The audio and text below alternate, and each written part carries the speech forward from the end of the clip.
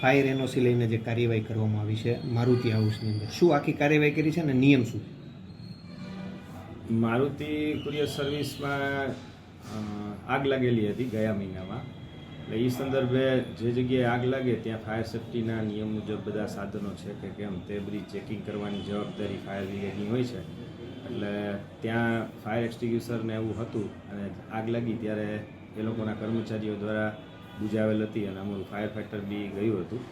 ત્યારબાદ ત્યાં આપણે ફાયર સેફ્ટીના નિયમ મુજબ જે એમની બિલ્ડિંગ 9 મીટરથી વધારે હાઇટમાં છે એટલે તેઓને નોટિસ આપેલી છે અને નોટિસ અન્વયે ફાયર સેફ્ટીના જે નિયમ મુજબ આપણે ફાયર સિસ્ટમ ફિટ કરાવવી પડે એ ફિટિંગ કરાવવા માટે આપણે એમને સૂચના આપેલી છે.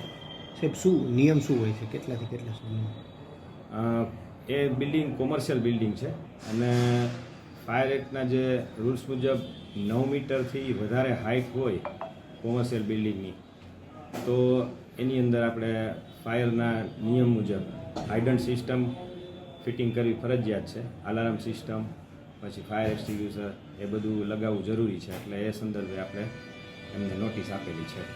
સાહેબ, નોટિસ ક્યારે આપીને કેટલા સમયમાં ફાયર સિસ્ટમ ઇન્સ્ટોલ? નોટિસનો પીરિયડ 1 વીકનો હોય છે એટલે લગભગ 5 દિવસ કે 6 દિવસ જેવું થયું છે.